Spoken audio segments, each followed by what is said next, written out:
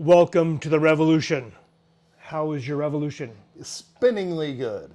It was just another odometer rollover. Yeah, kind of a flip of the page, a flip off of the finger. A big flippin' day. Another day. I'm just hoping that 2022 doesn't stand for 2020, Yeah. the sequel. Welcome to Skippable News. I'm Jimmy T. I'm Bill Snyder, and in breaking news,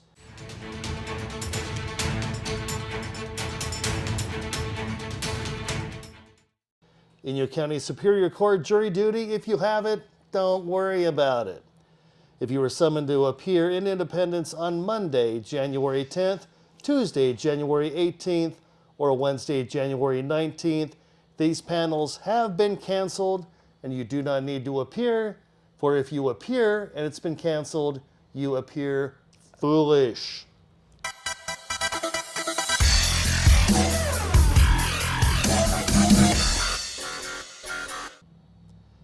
And from Bishop Union High School, unfortunately due to COVID, the girls' basketball game against Desert on Friday, January 9th has been canceled.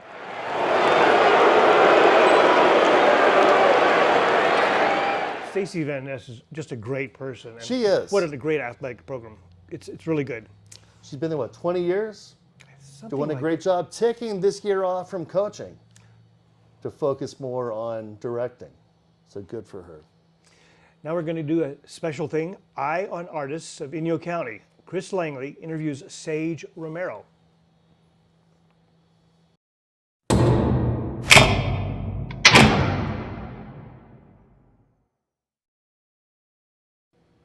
Hi, Chris Langley here. Today we're going to be talking with one of my favorite, and it'll be your favorite, artists of the Owens Valley in a program that we'll be doing for quite a while now called Eye on Artists of Inyo County. And I have Sage Andrew Romero here.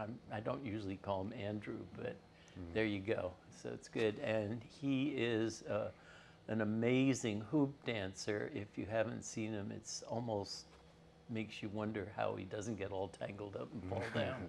But I've never seen him do that. So, good morning. Good morning, Manahu. Yeah. All right. Well, as Chris said, my name is Sage Andrew Romero. I'm of the Tova Wahama Tanuma and the Tuata'i people, the Taos Pueblo and the Paiute people from here in Tova Wahama Tu, Paiahunaru, that's Big Pine, California. The son of the late Margaret Romero, and my father, Andrew Romero, who's fortunately with us still. And we live here in, we call it Paiahunaru, which you know as Owens Valley, in Tova Wahamatu, which is also known as Big Pine. So, thank you. Can you actually speak Paiute, or do you just use the proper names? Yeah, Numuyoroha is something that I grew up with my mu'a, which is how we say our grandma. There's different dialects where you're from, depending on where you learn, but it's all very similar. I could still understand someone from, say, Bishop or Lone Pine if I hear them speak. But it's different. It is different. Little bit of Little difference. bit different. I'd say be comparable to British English to American English a little bit, something like that. And so the vowels and all that. So it's small differences. How did you learn to do hoop dancing? I can't imagine just starting out and being able to do it. So I know you're sharing two different cultures. So Yeah. So growing up, we were very connected with both sides of our heritage. My mother's Paiute side here in California, so we attended a lot of our traditional gatherings here. And my father's side, Taos Pueblo, which is in Taos, New Mexico, the Tuata'i people of the Red Willow. We'd go back every summer and spend time, and even some holidays, and go visit family and spend some time there. But as I was growing up, hoop dance is one of the dances that is done there socially. And it's a really old dance that's been carried around through generations.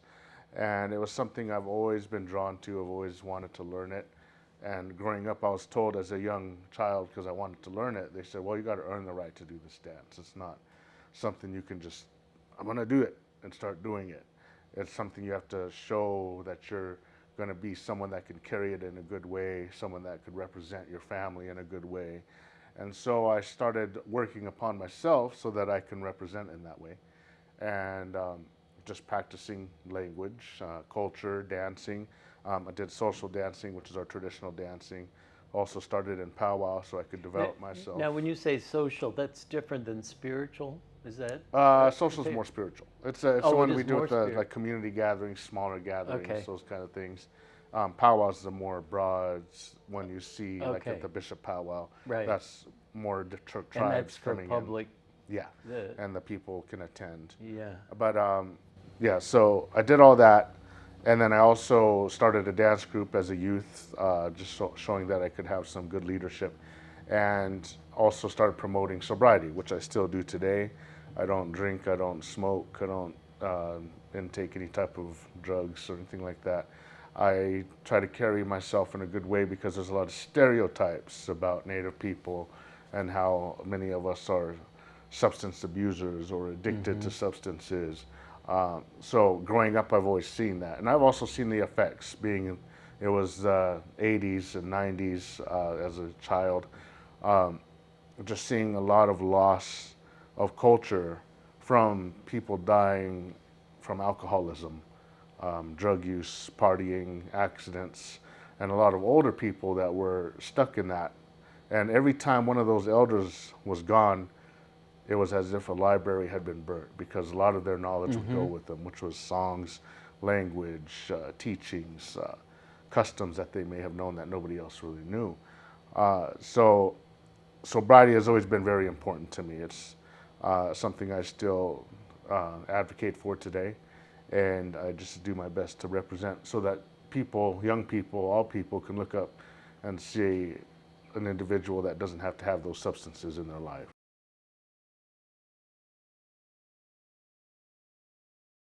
Pretty impressive. Yeah, Sage is, wow. Hoop dancing. Wow. My wife is a big fan. And Spotlight on Inyo County Education presents Justin Norcross with IT in Education.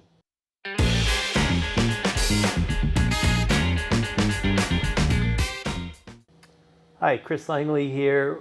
We are once again shining our spotlight on the county schools team. And today I have Justin Norcross, who is going to talk about all things digital, Wi-Fi-ish, and probably leave us behind in the dust. But he's one smart guy. So Justin, good morning. Good morning, Chris. Nice to see you this morning. Thank you. It's Thanks good for to having me. It's good to be here. So why don't we start with just kind of an overview of why you think what you're doing is important for kids. Just a kind of general statement of the power of all of the new digital things that we have going. Absolutely. What all things technology has to offer for students is preparing them for a tomorrow that we don't even know exists. We don't know how it exists. We don't know what will be an opportunity for our youth of today. And so part of the opportunity of the technology team with the County Office of Education is to research and develop and provide the learning and teaching opportunities through tools and through technologies. So that's largely day to day. What we're focused on is what are the needs of the students and the teaching staff to prepare these students for tomorrow. When I was teaching, they made a big deal of wanting to prepare students for a future we didn't know. I went, okay. And they said they estimated an average student would have 7 unique different jobs during his working career. So we had to figure out how to make them lifelong learners since they would always be learning. It was a very interesting new way of looking at it. It's old way now, but in those days thought we were pretty smart. So what are some of the things you have going on now, or what would you like to spotlight? The tech team is a number of individuals that work very closely together as a small group. Can you name them? Maybe that would be a good thing to do. Absolutely. Yeah. Yes. So Troy Johnson and Levi Aguilera and Jesse Aguilera and Brian Law. And those folks are the ones that day to day make this technology world work for our students and teachers. And they're taking care of cloud, this ominous cloud technologies from Microsoft, Google, Apple, to the Wi-Fi infrastructure, the connectivity, to making sure that printers work, as old as they may be, printers, technology. So those folks are the ones that are really making this happen day to day. Okay. Good, excellent team. We Absolutely. hear about them quite frequently in our county school board meetings, so they are busy. Absolutely.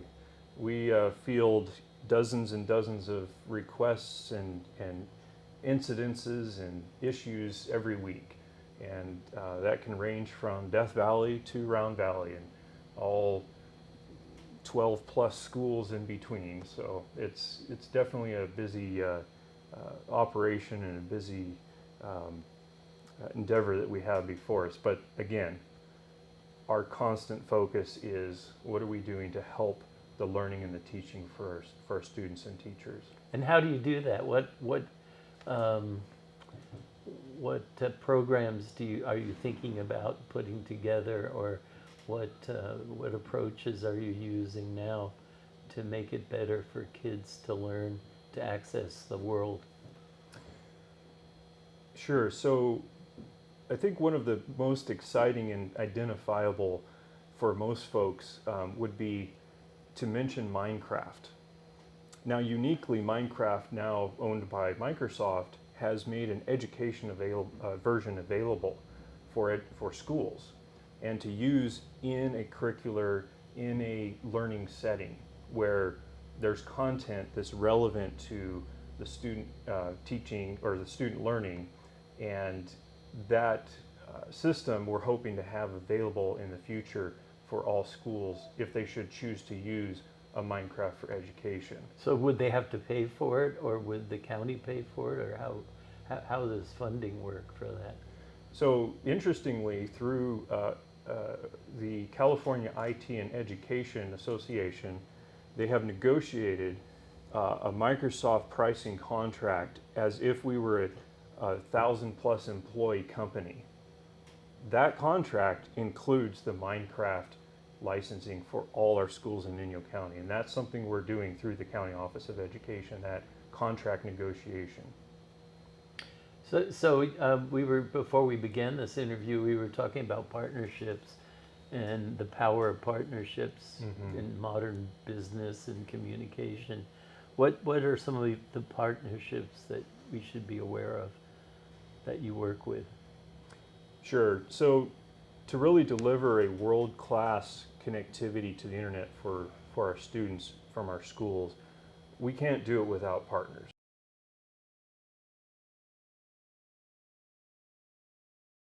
Wow, Justin, what a nice young man. So knowledgeable. It's amazing how much technology goes behind the scenes. Like you saw the big monitor. Wow, it's just good stuff. Thanks. Gone a long way from clapping your chalk.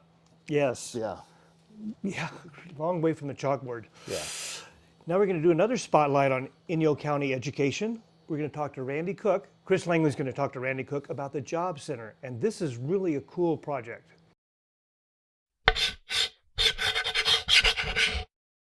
Just talk a little bit about the consortium and how it works. Sure. When Barry hired me, he prioritized adult education in Inyo County, but it was clear that there wasn't funding for adult education, that we had to go out and find it. So we approached the Adult Ed Consortium, the current Adult Ed Consortium, about becoming members. And California has adult ed regions, and they're run by consortiums. So the current Adult Ed Consortium is the largest, geographically, the largest adult ed consortium in California. So that's the one we're in. Yes, you're talking so about. correct. Does it have a name? I mean, It's called the current AEC. It's okay. pretty creative. I know, having been in the business for a long time, educational or education people love acronyms and Yeah. and weird names and Yeah, stuff yeah. like that. And it sounds like we're speaking a foreign language. Yeah, So. that's education. It's acronym laden. So we approached them, developed relationships, and then became members. of the the current adult ed consortium, and that's where our funding comes from. And they've been extremely supportive. And there was a big, in our region, which ranges from all the way from Porterville down to south of Bakersfield, all the way out to Boron, through Tehachapi, all the way up. The wide open spaces. It's huge. It's all the way up to Mono County. So it's such a large area geographically, and technically now that we're members of this consortium, the Job Spot serves the largest area of any adult ed program in the state.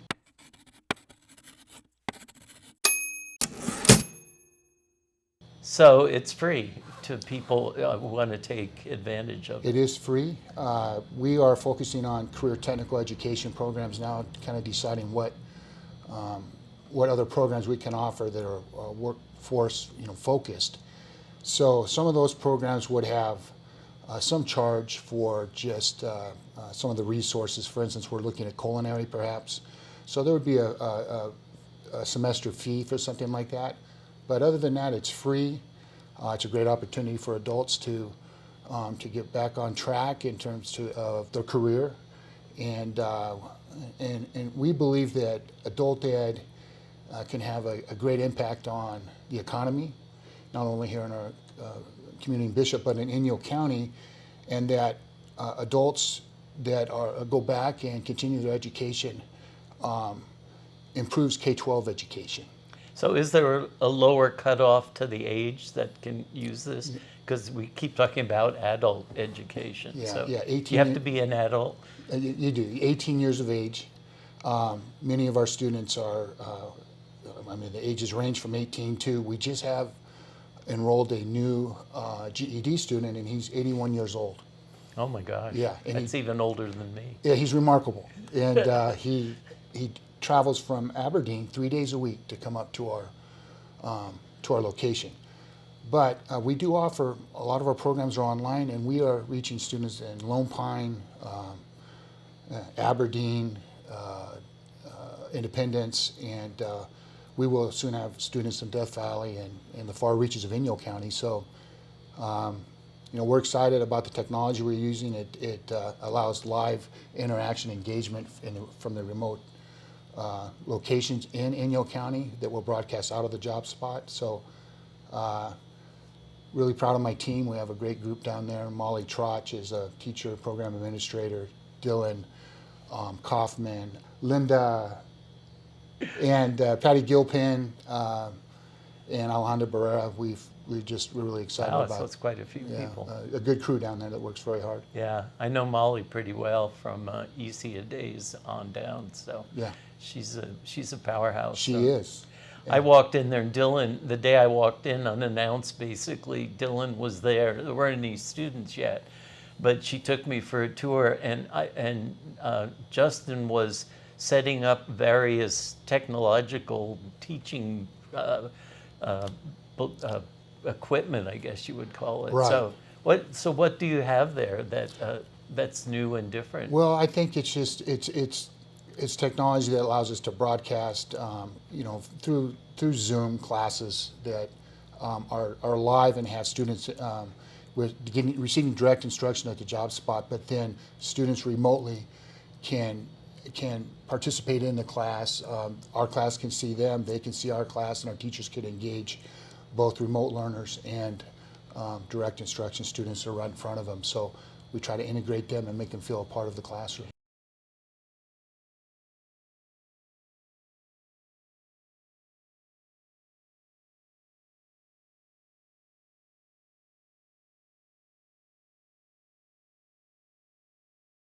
Wow. Just Randy Cook and Barry Simpson, they've done an amazing thing. They have. Wow.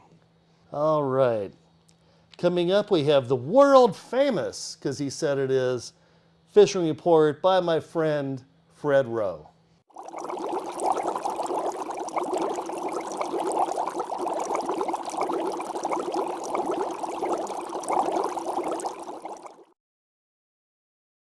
Hello, I'm Fred Rowe from Sierra Bright Dot Fly Fishing Guide Service. I've been teaching, guiding, writing, and lecturing on fly fishing, in the eastern Sierras since 1982. Well, let's get to this week's fly fishing report. Well, big news is still that we got snow. Upper elevation waters, Hot Creek and the Upper Owens in particular, are full of snow. Access is going to be through skiing, snowmobiling, or snowshoes to get in to the areas. Things are settling down and it's easier to get up there. Fishing on Hot Creek, still pretty slow. I don't think it's worth the effort to get in there to fish right now. Upper Owens, if you're willing to put the effort in, which means you're going to cover a lot of territory looking for pods of trophy trout in the river, in the deeper holes and pools, then yes, you're going to find fish, and if you have the right flies, you're going to be able to catch those fish. The right flies have been size 12 green gold wire prince nymphs, size 12 stoner nymphs, size 12 gold-ribbed hare's ears, along with streamer patterns like woolly buggers and woolly worms. Well, the bulk of the fishing right now has been taking place down here in the Owens Valley. We don't have any snow of any concern. There's a few patches here and there. The roads, they got some mud puddles on them, but we can drive through them. Some guys like driving through the mud puddles. So, once you get out there, find a spot. I'm primarily fishing the wild trout waters from Five Bridges to Pleasant Valley Dam Road, and in there, it's all catch and release, barbless lures and flies. Well, we're into that kind of doldrums of the middle of winter. We're mostly seeing nothing but nymphing right now. There's a few midges hatching and even less mayflies hatching. So the bulk of what we're doing is midging. And what we're midging with are stoner nymphs, olive quildagons, butano nymphs, beadhead flashback, pheasant-tail nymphs. And if you can get into the right spots, and the fish are kind of spread out. We're finding them everywhere, in riffles, and we're finding them in the deep holes, and we're finding them in the deep troughs. And if you can fish under an indicator or with a Euro system, you're going to catch the fish. Bishop Creek Canal behind the Fort Dealer, still fishing good, not great, but good. And same thing, a little bit of a hatch, middle of the day, and when I'm talking hatch, I'm seeing half a dozen fish rise, where we were seeing 50, 100 fish in a short time period rise it before.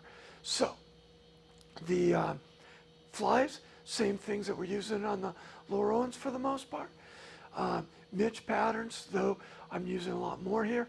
So we're using the tiger midge, the zebra midge, the bludge midge, the olive quildagon, and the beadhead flashback pheasant tail.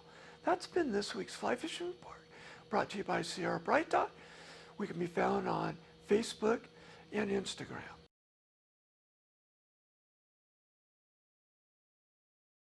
Wow.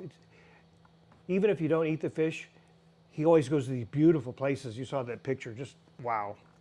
He's got me really interested now in Euro nymphs. Now, Don't Be a Bastard by Kurt Hendricks, with a special guest host this week.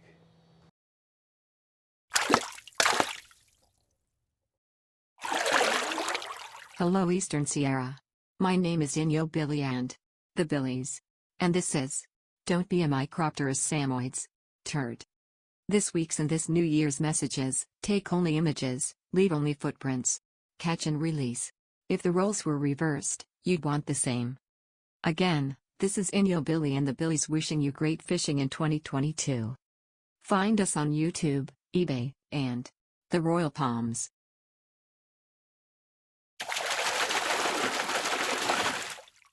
Wow, Kurt's got some serious competition. He sure does. A big wall full of Billies.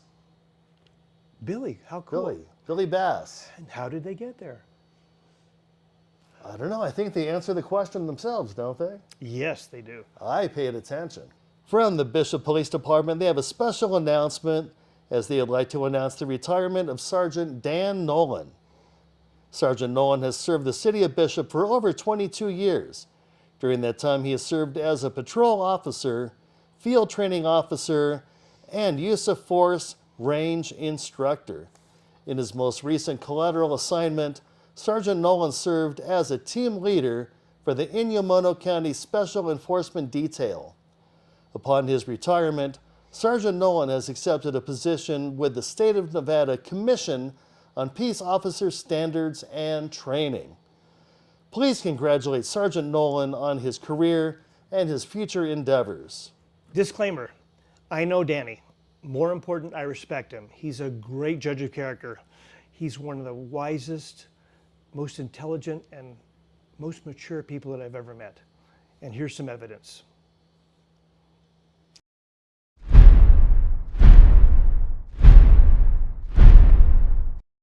So, Bill, tell us about the weather for the next 7 days. For the next in 7 days. Bishop, California. I've been there. You've been there. Love it. So today in Bishop, it is partly cloudy with a high of 57, a low of 29. Sunday, sunnier but colder with a high of 50, a low of 26. Sunday, cooler yet but sunny with a high of 49, a low of 24. Monday, cloudy but a high of 49 again and a low of 26. Tuesday, sunny again and a bit warmer. A high of 53, a low of 29. Wednesday, sunny and slightly warmer again with a high of 54, a low of 31.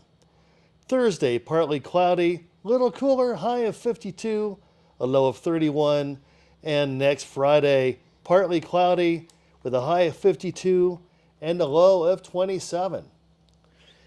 So, according to my ciphering, it's going to be sweater weather during the day, and maybe sweater weather and a coat at night, and mostly perfect. Pretty much. Welcome to Bishop. It doesn't get much better than here. Thank you for that whether or not weather report, Bill. Oh, it's my pleasure. And now it's time for Butthurt Comment of the Week. This week we have two that go together. We're going to call it a PO Butthurt Comment of the Week. Number one.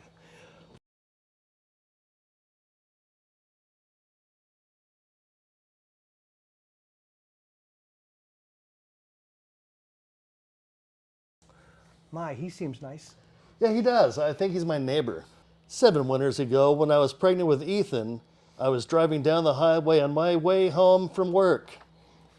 There was a white minivan 2 cars ahead of me that had a giant sheet of ice on the roof, probably 4 inches thick, and it spanned the entire top of the car, so 3 feet long.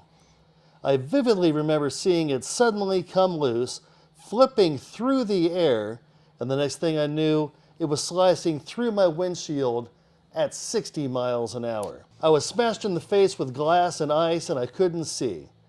I just remember the air was all of a sudden rushing through my windshield, and I was terrified, and I managed to pull my car to the side of the highway with trucks and cars zooming past me. I called 911 and just sat there in disbelief that I was still alive. The sheet of ice missed me by an inch or two.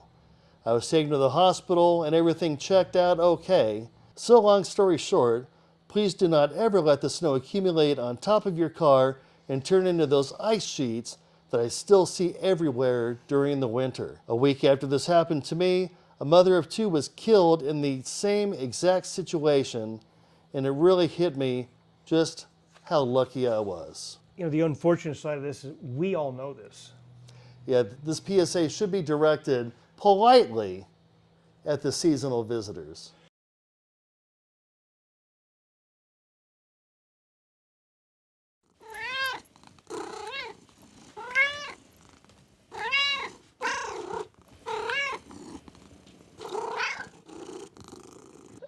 It's time for the pick of the week from Fred Rowe. We'll see you next week.